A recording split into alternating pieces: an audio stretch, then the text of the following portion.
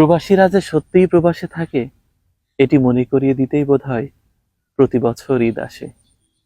সেই যে গ্রামের প্রিয় মুখ, যাকে ছাড়া ঈদগাহের মাঠ সাজানো হতো না, যাকে ছাড়া বাড়ির সব আয়োজন বৃথা। সেই ছেলেটি ঘর ছাড়লো, বাড়ি ছাড়লো, শহর ছাড়লো, দেশ ছাড়লো, মায়ের মুখে হাসি ফোটাবে বলে, বাবার স্বপ্ন পূরণ করবে বলে, বোনের বিয়ে দেবে বলে, বাড়ির দক্ষিণ কোণে ঘর উঠবে বলে, মাঠের জমিগুলো খালাস করবে বলে। কত স্বপ্ন! প্রবাসীরা প্রতি মাসে অনেক টাকা হয়তো বা আয় করে, কিন্তু নিজের জন্য নয়, নিজের সুখকে কোরবানি দিয়ে পরিবারের মানুষের মুখের হাসি ফোটাতে। এই যে কোরবানির ঈদ, নিজের সব ইচ্ছের কোরবানি দেয় প্রবাসীরা।